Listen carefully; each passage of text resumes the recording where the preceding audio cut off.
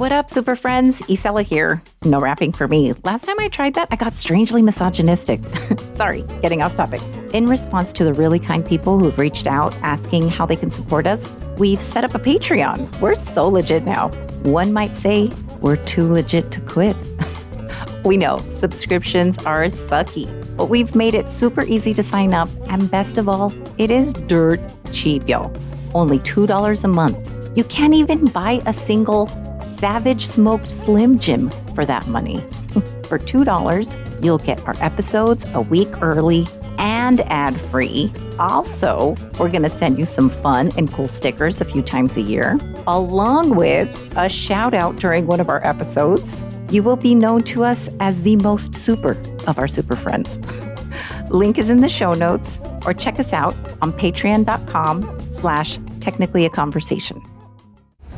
In 1930 and 1931, several limbs and body parts were discovered at the Tattarisuo Springs in Helsinki, Finland, leading to an investigation that discovered a witch and their coven practicing black magic and the occult in the region. Dubbed the Helsinki Witchcult, their actions caused mass panic and hysteria 50 years before the Satanic Panic swept the United States. Today, we'll discuss who the members of this witch cult were and how they were caught, what was their motivation, and who were their victims on this episode of Technically a Conversation.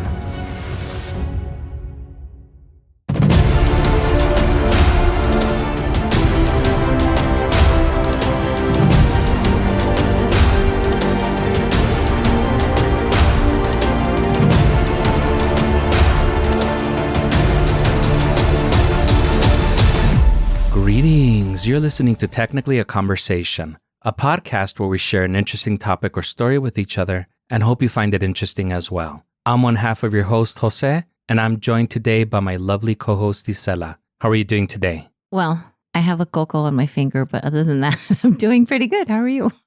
I'm doing good also. Well, this might be the first time that I say I'm probably doing better than you are. Congratulations. Let's keep ribbing it in. I'm just kidding. Have you told your mom and dad about it so they can give it a little kiss, make the boo-boo go away? No, I haven't. Sadly, that must be why it still hurts. Well, sadly, I also do not have any Taylor Swift conspiracies to report today. So we're sad about two things in this episode. Yes. But have you heard about the second Boeing whistleblower dying in the last 2 months? Oh, no. Oh, my God. Don't tell me it's like a strange death. It is a strange death. Oh, wowzers. No. Or else I wouldn't be covering it here if it wasn't. Of course, of course.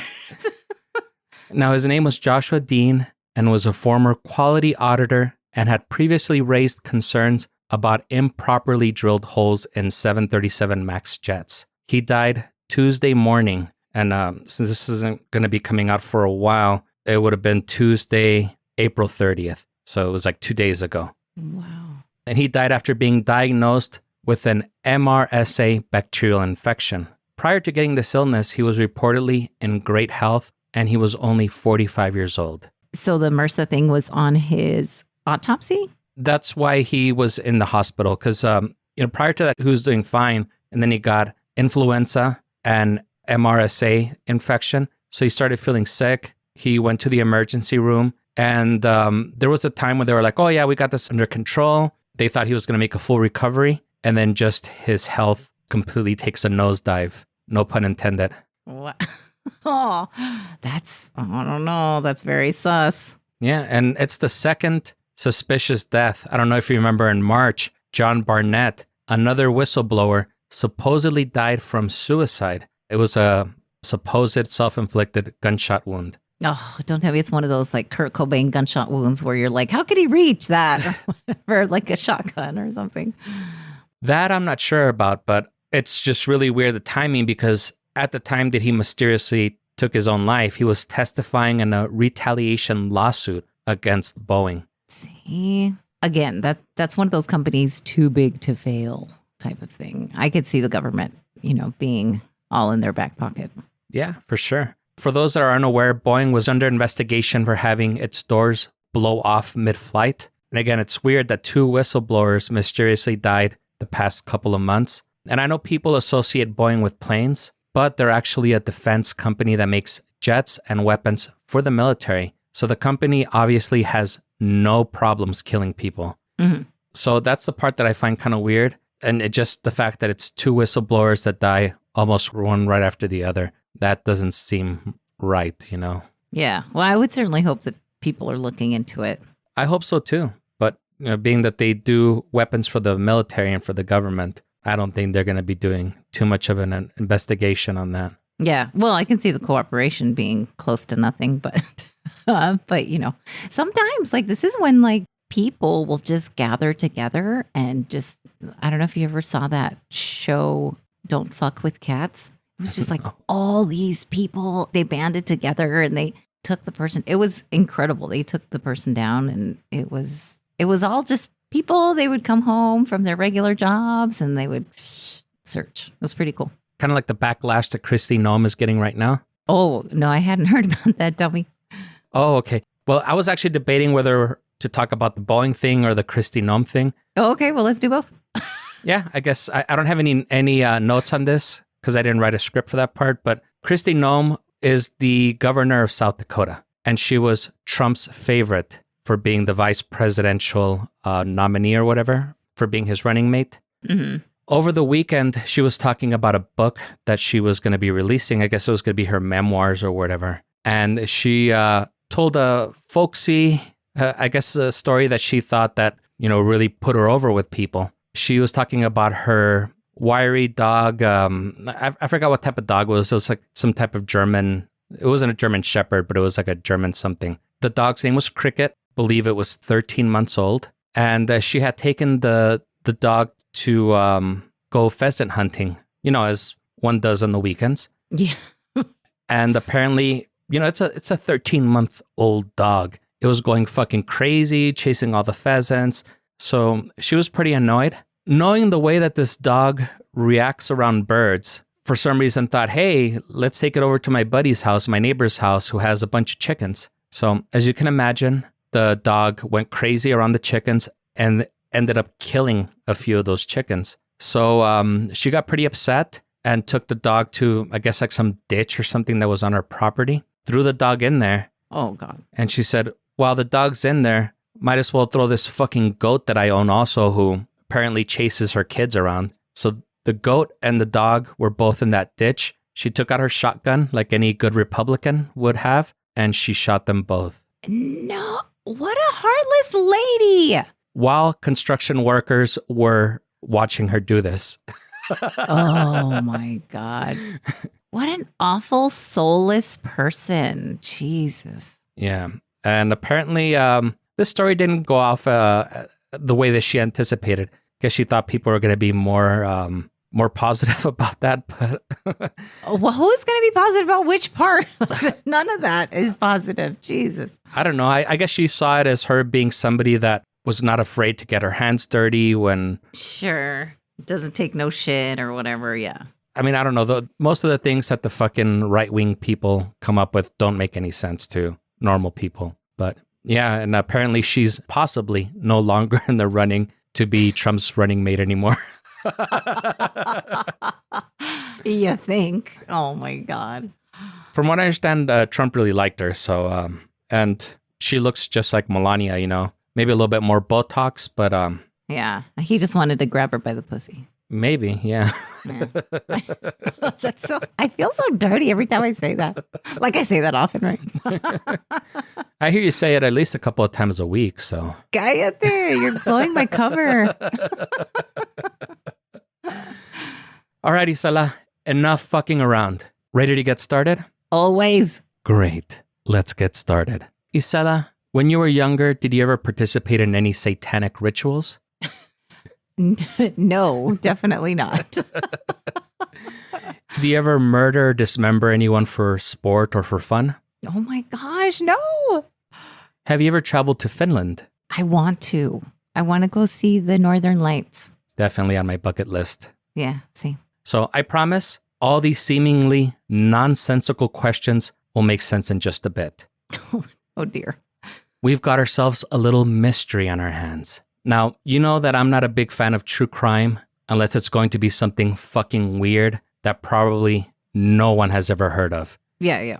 In fact, I was only able to find 2 English sources because everything else was in Finnish. But they both kind of told similar stories, and they both referenced Finnish books that I won't try to pronounce, so the information seemed pretty reliable, at least reliable enough that I felt comfortable telling this story, but I still wanted to throw that disclaimer out there. Either way, it's a good fucking story. So grab Shaggy and Scoob and the other kids. We're about to jump in the mystery mobile, smoke some doobie snacks, and see if we can solve this case. Old Man Ripley might be up to his old fuckery again. Ooh. The following is from a They Talk video by Dylan and Tapani and a forensic article by someone who calls themselves Books, Bullets, and Bad Omens. Sounds like a few of my ex-girlfriends. Links in the show notes.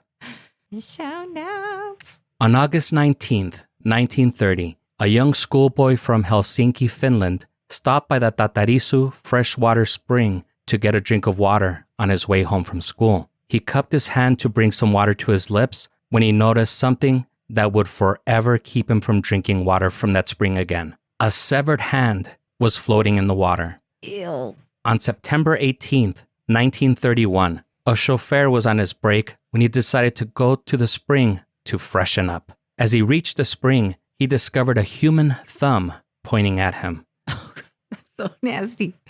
The police were called and they carried out a search, resulting in 8 hands, 9 feet, a woman's head, a patch of hair, and 12 fingers. What? The findings reached the news and panic struck the residents of Helsinki. All anyone could talk about was the human limbs found in Tattarisuo Springs, who the victims were, and who the responsible person or group of people were. Was it a serial killer, the Freemasons, or maybe a satanic cult? Oh. Now, before we examine the details, were you familiar with the story, or did you still need some more information? No, I definitely don't remember the story, especially if you said you had slim pickings on references. So I'm pretty sure I would not have heard of this. Okay, great. This is going to be a great story. Now, before I give you the deets, based on what you know so far, what are your thoughts? You're Batman, day 1. This is all you know. What's going through the world's greatest detective's mind? Okay, 8 hands. What does this alien look like? I'm just kidding. No, I don't know. I think I would want to, the first thing is always get them. How fresh do they look? Is there any, I forgot what the word is called, but when you can see if the blood has pooled for a long time because it's been there, or is it fresh? You know what I mean? Like, I would want to get into the meat of it. Well, the limbs were found in the water, so you probably weren't going to get a lot of information based on blood pooling or anything like that. But let's go through some of the details and you can let me know what you're thinking, what's going on in your mind. You're going to be Batman day 1 on this episode. All right. And I don't want to say that this will be as satisfying as one of your infamous Halloween episodes because you don't fuck around when it comes to those. No. But as the details emerge, it is going to get really fucking weird. Yay. All right. So let's examine those details. It's 1931 in Helsinki. This was a big deal and everyone was panicking when this gruesome discovery started making the news. The newspapers were sold out and this is all people could talk about. It was probably the only thing that people in all of Finland could talk about. Now, a slight relief came to the residents when a professor of anatomy from a local university studied the limbs and his expert statement concluded that the body parts had come from people who were already dead when the limbs were removed. Ooh. So you hear the limbs found belong to people that were already dead. What's your next stop? I want to go find the rest of the bodies that are missing these limbs. I would probably do a search nearby and all that jazz. That's right, Isela. The next stop is the local morgue. So investigators go and interview the night watchman of the local mortuary. And even though there was no evidence that he was involved in any way, he was a suspect in the media and town's eyes. He denied any involvement in supplying bodies or body parts to anyone and was proven innocent of these accusations. But the stigma that was associated with the accusations was enough to ruin his reputation, and he ended up having to leave his hometown to escape that stigma. Oy. Now, even though the Satanic Panic didn't start in Finland until 1990, they were a decade behind the US when it came to all that nonsense. People did start thinking that whoever was dismembering these corpses and throwing them in Tattarisuo Springs was involved in black magic. So even though it was the 1930s, people were still kind of superstitious and were afraid of anything that resembled the supernatural, especially if it was mysterious or unexplained. So to the Finnish people, everyone was a suspect and they almost turned on each other, calling the cops if a neighbor was seen walking around after dark or if someone said anything bad about the Bible. Oh, wow. The article referred to this as a macabre circus. And while the police were busy running around chasing all these crazy leads, they were still trying to investigate where these limbs came from. Their investigation led them to Malmi Cemetery in Helsinki. Now, Malmi was a regular cemetery that had regular graves like we're used to seeing, but they also housed what they referred to as line graves, which are pretty much mass graves where people that had no family or loved ones were buried. And these were big graves. They were built to accommodate up to 8 caskets at a time. And since they had no family or loved ones that was going to go there to visit them, there wouldn't be anyone that would notice anything unusual. Yeah, these are prime targets for sure. Yeah, definitely a grave desecrator's delight. So the investigators looked at some of the caskets and found that several bodies had been mutilated and were missing hands, fingers, and hair. Their investigation also led to a suspect who we'll discuss after this quick commercial break. Ooh.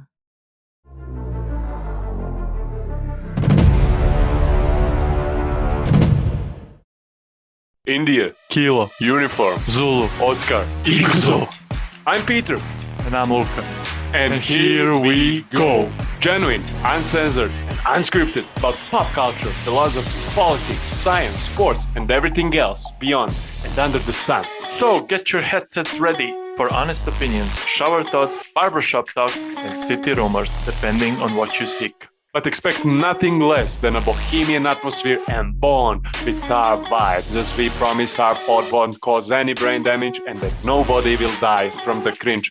And from time to time, we know to go overtime.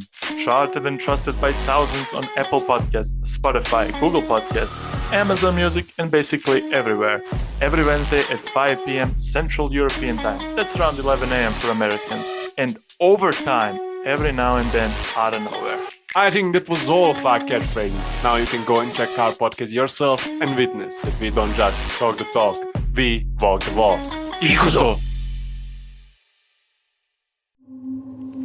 Aussie Afterlife is a podcast that retells true paranormal stories and presents real audio evidence such as EVPs from my own paranormal investigations.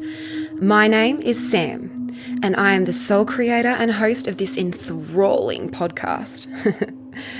I have always had a deep fascination and love for the paranormal. So naturally, I thought, well, why not create a podcast? Like, I'm 35. I've got to make myself relevant in some way, right? I was always surprised at how many everyday people have had paranormal experiences. Like, we all can't be wrong or going mad. Well, we can, but no. We can't. I'm going to stick with you. Can't all be wrong. Otherwise, I'd have to come to the realization that I've wasted an enormous amount of time. Anyway, if you want to hear true paranormal stories and real ghostly voices, come join Aussie Afterlife. It's the most fun you'll have with your clothes on. Or you might not have clothes on. I wouldn't know either way. Oh, that adds a different layer of mystery again, doesn't it? See? It's exciting already. Come on. Press play. You know you want to.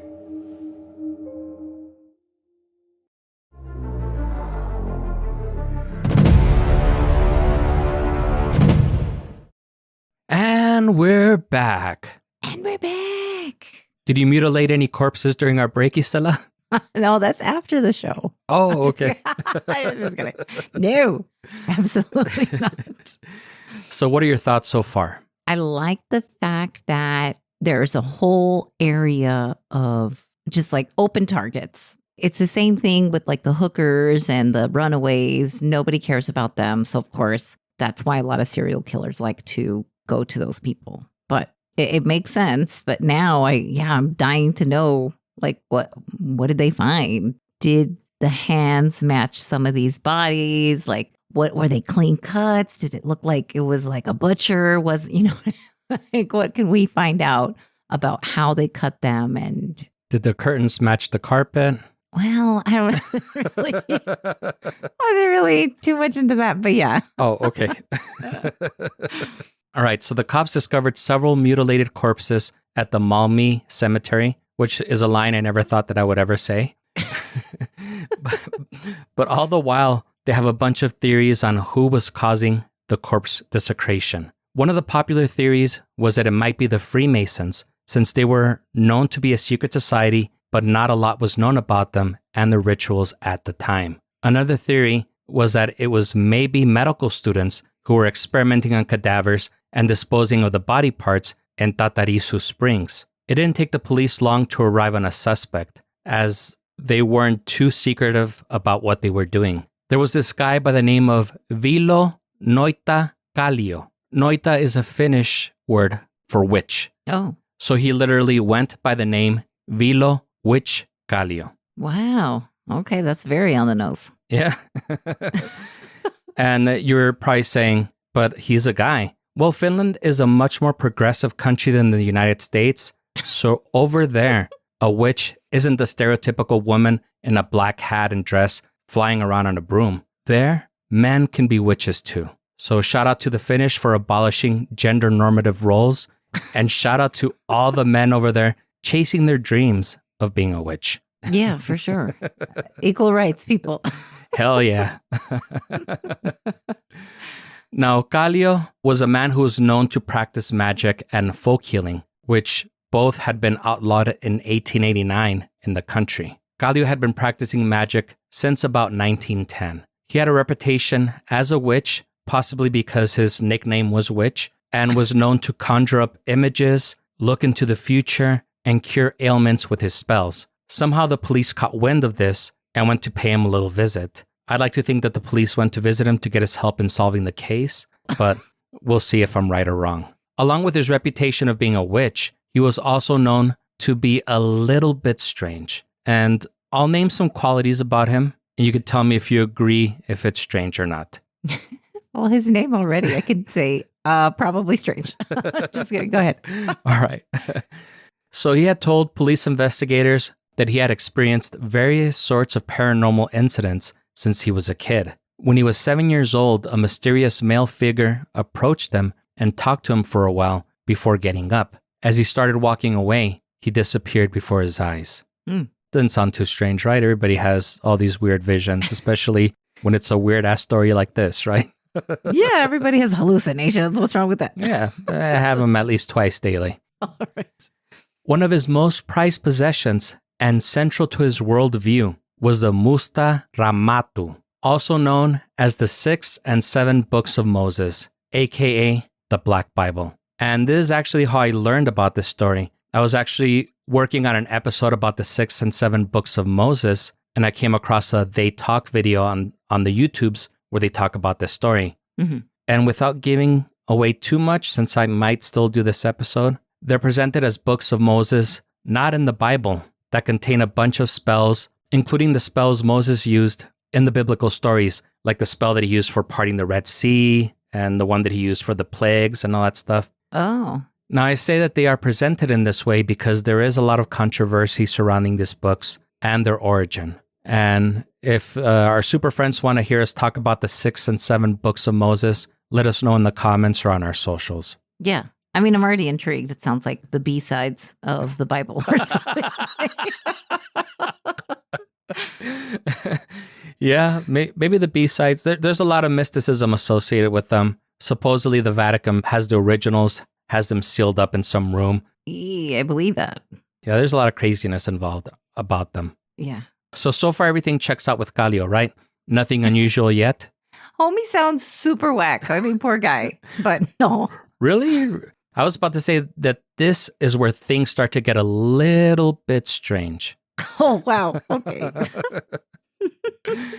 Now, the police interviewed a former landlord of Kallio who was telling them that he had to evict Kallio due to unpaid rent. When he was removing his stuff from the apartment, he found a human skull among his possessions. And since a human skull sounded like something that a grave robber might possess, they decided to look into Mr. Kallio just a little bit closer. And it turns out the police had their man. Oh. Through their interrogation, they found out that Kallio wasn't acting alone, though. He actually had his own coven, a witch cult. And BT Dub's witch cult sounds metal as fuck. Oh, yeah.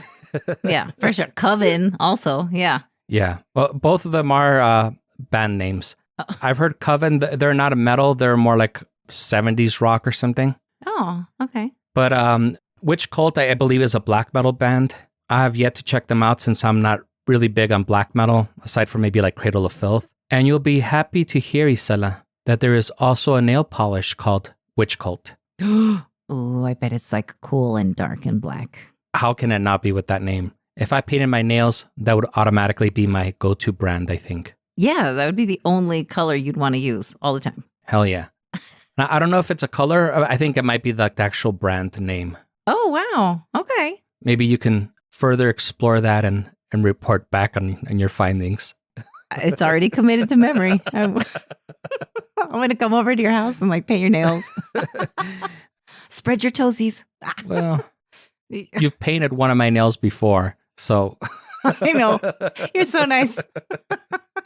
Yeah, I don't even know how drunk I was, but you ended up doing it. Yeah. All right, so back to Kallio and his witch cult. There were 6 people in Kallio's witch cult. So I'll give you a brief description of the whole cast and crew. I will surely fuck up all their names, but you'll see that while they're not all as interesting as Kallio, they all do have their charm, so to speak. And then we'll talk about their motivation, what they were hoping to accomplish with the severed cadaver limbs. So our hero, Vilho Noita Kallio, was the ringleader and mastermind of the group and claimed to have a large knowledge of the dark arts. His most prized possessions were the spell books that he owned. And you kind of have to keep in mind that in the 1930s, books on the occult were not easy to find, and they were probably not translated to Finnish. Now you can go on Amazon and buy the Disney's 6th and 7th books of Moses with Mickey Mouse wearing his Fantasia costume on the cover. Back then, that wasn't the case. And obtaining these books was further complicated by how superstitious Finland was at the time. And it wasn't something that their Barnes and Nobles kept in stock. And also, we got to keep in mind that magic had been outlawed in the country for 40 years. Next was Hilma Sandberg, who was already living with Kallio. Hilma was a seer, so that's how she ended up working with Kallio. And the seer is someone said to have the ability to foretell future events and perform sorcery. Kallio would often consult with her, and she was able to speak with the dead. So she was doing like some necromancy there. Now, neither source said if Kallio and Hilma were romantically involved, but in the fan fiction that I created in my head, I shipped them. Yeah. I mean, how are they not going to live together and have this crazy, weird, shared love of black magic and not somehow get down? Well, there was another female in the group. Actually, there were 2 more females in the group. Yeah, I'm sure there was a few more. It was very Charles Manson. I don't know. Yeah, so the next person in the coven was Ida Viden. She had been homeless because she was previously in prison for giving false testimony, and her family pretty much abandoned her. Oh. Kallio, being the stand-up guy that he is, gave Ida a place to stay. Oh, sure. One of the most interesting characters is Ville Sari. He's the next member of a ragtag group of misfits. Ville Sari was a dock worker who had been in the Finnish Civil War. I don't know too much about the Civil War, but Ville was on the losing side, so he fled to Russia. He was later pardoned and returned to Finland. One important detail about him: everyone else in the coven was afraid of him because they thought he was the devil himself. Oi. Okay. Wow. That escalated really quickly. Yeah. There were 2 other members of his witch cult, but I couldn't find any information on them. One was a man named Johan Hedman, and there was another Hilda Freeman. Aside from them being part of the coven, I don't know anything else about them. So now that we got the whole gang together, let's discuss their motivation. Yeah. First of all, they were all very mentally unstable individuals, if somehow you weren't able to pick that up from the stats that I read from the back of their baseball cards. Yeah, for sure. They believed that Tattarisuo Springs had magical powers, Hilma had been talking to the dead already, and in one of her visions, she saw body parts. Kallio interpreted Hilma's vision as the dead requiring sacrifices, so that's why they were dumping corpse limbs in Tattarisuo Springs. Since they needed body parts, what better place to get them than the mass graves in Malmi Cemetery? Yeah. Kallio and Hilma would go to the cemetery at night. Kallio would do some occult rituals over the bodies, and Kallio and Hilma would hack off the body parts that they needed. Oy. Okay. They would then take the severed limbs to Tattarisuo Springs, where they would do another ritual, and they would throw the sacrifices into the spring, contaminating the city's fresh water supply. Ugh. Kallio and Hilma believed that by performing these rituals, they would get riches since they were both very poor. When these rituals weren't working, they thought that they needed to try harder, which is when they recruited the other members of their coven. With Vilho now along for the ride, this is a guy that everybody thought was a devil. They really got to work. During the interrogation, Vilho pretty much told the police everything and stated that he estimated that they had mutilated about 51 corpses. Oh my God, that's disgusting. Wow. I mean, was there any bodies left in the cemetery? Apparently there were a lot. I mean, if they were big enough to hold 8 bodies at a time. Yeah. And again, it was really funny that Vilho, he's a guy that everybody thought was a devil. Everybody was scared of him. But right away, he sang like a canary once the cops got a hold of him. Oh, yeah. He's the first one who's going to be like, okay, I'm hard, but not really. Wow. So what are your thoughts so far? What's going through your head? As soon as you told me that everyone was afraid of this Vilho guy, I mean, there has to be a reason why everyone's afraid of him. Even if he just had that crazy look in his eye. I mean, there's a reason why they have that crazy look in their eye, because you know what I mean? That they're either they've done something or they're capable of doing something. Or maybe they just knew he was going to be a narc. I don't think you would bring in a person if you knew they were going to be a narc. Very true. That makes sense. But wow, I want to go. This guy was really the guy who kind of took charge. I don't know. He didn't. Kallio still remained in charge. But the only video that I found that talked about this, they did say that this guy was a bit of a tough guy. Like he was known for being real rough and everything. So I'm guessing when they brought him along, this guy was just like a machine going through all those bodies and everything. So I think that's why, their business really picked up after they brought him in. Business. Yeah. Yeah. This limb chopping business. Right. Yeah. Now, all these people were very poor and uneducated. So this part is the really interesting part. It's not even known if Kallio was able to read some of the books that he possessed. At the very least, not being educated meant he probably didn't know any other languages, and most of these books probably weren't translated to Finnish yet. So it's possible that he just pretended to read the text and just made shit up as he went along. Oh my God, that's crazy. And how hilarious. Wow. Okay. Yeah. And Kallio and Vilho, the 2 males, were the only ones that served any prison time. I couldn't find how long they served, but the article in the video stated that it wasn't much that they served. It was for officially like desecration of graves or bodies or something, or? Yeah, for the corpse desecration. Hilda and Ida were just given parole. Johan Hedman and Hilda Freeman weren't mentioned, so I don't believe that they were ever charged with anything. They might have just stuck around for the entertainment value or bragging rights or something, but I don't think that they actually were involved in any of the desecrations. Okay. You want to know what the really fucked up part is? Oh, I think so. Question mark? Yeah. Now, the fact that these people were poor and uneducated was a real disappointment to the press. They were kind of hoping to discover that the body parts were due to rituals being performed by the Freemasons, who were seen as being high class, or that they had their very own Jack the Ripper. An Alistair type of character. Yeah, an Aleister Crowley, exactly. Only to find out that it was just a bunch of poor idiots that made their country seem even more backwards and folksy to other countries than they would have liked. That was a true tragedy, I guess, according to the press. Just that they were poor? Gosh. I mean, it would make more sense. I mean, they don't know what they're doing. They're not educated. They had no family, probably. So they're all these misfits. I mean, that's what gang members usually are. They're misfits are people that are like essentially like they're not getting attention by their family. So they get attention anywhere. And that was one of the theories that the article kind of brought up, that's probably why so many people were attracted to Kallio. Because even though he was not educated, he was very charismatic. And people, especially people that are down on their luck, they tend to gravitate towards charismatic individuals. I mean, look at Jim Jones, the guy that did the Jonestown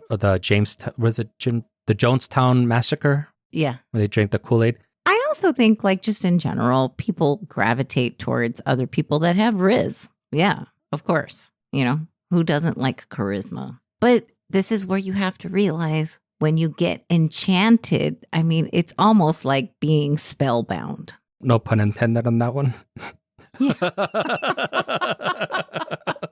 Yeah, exactly. Yeah, I mean, and this guy's middle name or his nickname was Noita. It was a witch. Shit, I want to have a cool nickname like that. I want people to call me witch, even though I'm not a witch. They call you Don Nooch. Come on, that's pretty badass. Yeah, that's pretty close, right? I want to be a Don. Well, sort of, not really, actually. I think you're the only one that says Don Nooch, though. I think I'm just the Nooch. Oh, sorry. No, it's okay. We'll spread that. I now dub thee. Anything else you wanted to add?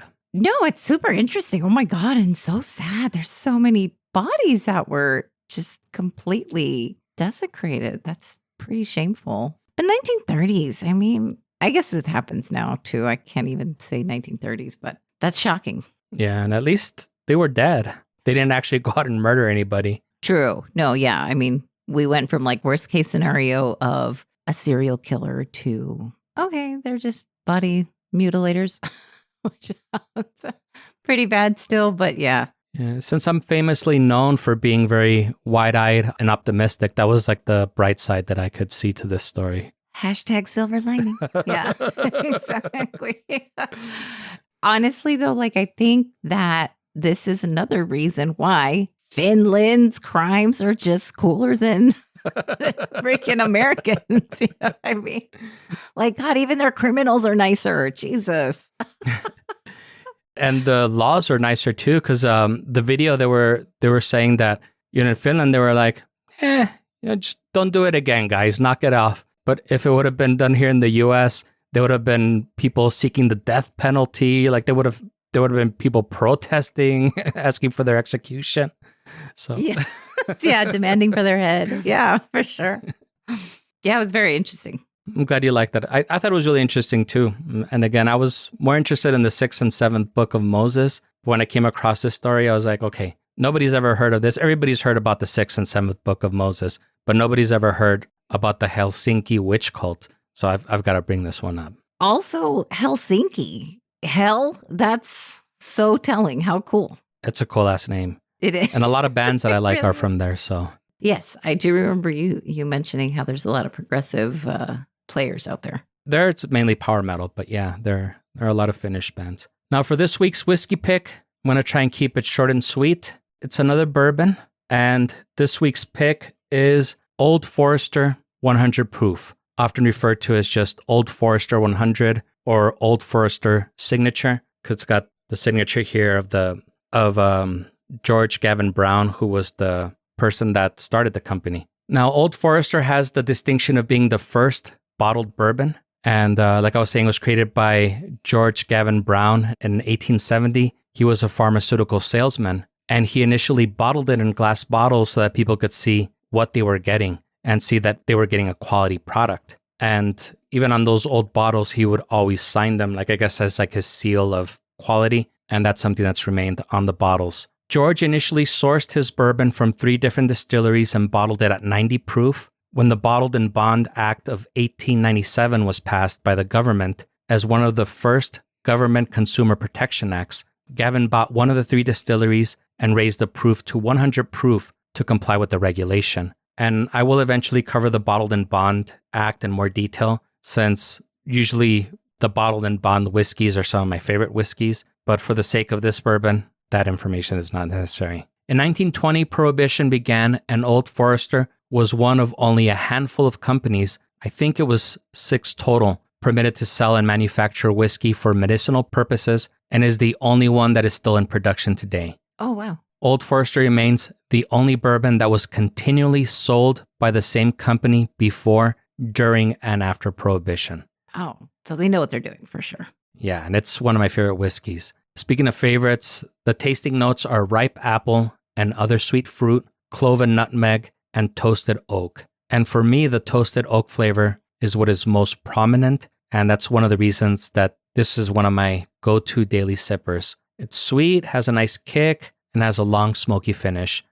And I've seen videos and read in places that Old Forester is one of the bourbons that Woodford Reserve uses as part of their signature flavor, since Woodford Reserve is kind of like a blend. I'm not sure if that's true or not. Usually whiskey companies are very secretive about their formulas and their sources and everything, but both companies are owned by Brown-Forman Distillery, so it does sound like it is possible. And I had tasted Woodford Reserve before I tasted Old Forester, and when I tasted Old Forester the first time, I could see what people were talking about regarding the flavor that they get that's common to both. The flavor profile is very similar, and since then I kind of stopped buying Woodford, especially since Old Forester is about $10 cheaper. Oh, yeah. And in my area, the Old Forester is about $25 a bottle, and at that price, it's a definite buy recommendation from me. Yeah, that's very reasonable. Yeah, it's super cheap. If you normally drink lower proof whiskeys, they do make an 86 proof that is also pretty tasty. And that was actually my first introduction to the brand, but I found myself outgrowing it really quickly. And once I discovered the 100 proof, there was no going back. It's kind of hard to go back to lower proof once you get used to 100 proof. Yeah. There is no age statement on the bottle, so it has to be aged at least 4 years. They do still make their bottled in bond bottle from 1897, and I have been wanting to try it for a while, but that bottle is $50. So when I see $50, that's when I start mathing, and it holds me back from buying it. Because in my mind, I can't imagine that the 100 proof and the bottled in bond being that much different. But I don't know. I want to taste it and try it. Have you ever tried Old Forester? I don't think I have. When you were explaining the backstory, I like that he was a pharmaceutical sales and was like, well, this is still like pain relief of a different kind. You know what I mean? That's pretty cool. Yeah, and they do have kind of like a little museum where they have like all these old bottles and shit. And they have a lot of old recipes that doctors write up for people to be able to go out and buy bourbon. Ah, caray, that's awesome. Yeah, it is. It is cool. Where are those cool doctors? Well, luckily we don't have to deal with prohibition anymore, so you can just go to your local liquor store and not your local pharmacy to buy it. Yeah, exactly. Just write myself a script. Did you ever try Woodford Reserve? I know that was really popular when you and I were kids. I did try that. I did like it. I remember it had a lot of flavor to it, but I'm like you where I like the smoky flavor, but I know most of my other friends don't. You would definitely like this Old Forester then. It's probably the smokiest flavored bourbon that I've been able to find. Oh, nice. Okay. All right. I'm definitely going to look for that. Like if Woodford Reserve is like maybe like a 7 on the smokiness, Old Forester is probably like an 8 or 9. Oh, nice. Okay. I'm very intrigued. I always keep it on stock. Okay, cool. Special shout out to our super homie, super friends, Sophia, Natasha, Eric, Angie, Eli, Madtown Charity, Katya, and Victor. If you want to be super cool and help support the show, get the episodes a week early and ad-free, get your name shouted out on the show, and get some stickers from us a few times a year, check us out at patreon.com/technicallyaconversation or check the show notes. Yeah. Oh, I thought you were going to do show notes. No, I was going to do, yeah. All right, that'll work. Yeah. Best of all, it's only $2 a month, baby. You can't even buy cigarettes or Witchcult nail polish for that amount. Oh, probably not. Sadness. Yeah. Since Isela said sadness, we hope that you enjoyed the show and you join us again next week. If you're enjoying the show, leave us a review, tell a friend, and subscribe wherever fine podcasts are sold. Follow us on the socials at GreetingsTAC, email us at greetingstac@gmail.com, or leave us a voicemail at 915-317-6669. If you have a story of your time with the witch cult to share with us. Or coven. Yeah, either one, but I think witch cult would be more interesting. I know. Everybody's in covens these days, Isela. Oh, yeah, it's all the rage. On next week's episode of Technically a Conversation, new episodes drop Monday. Make sure to subscribe so you never miss a show.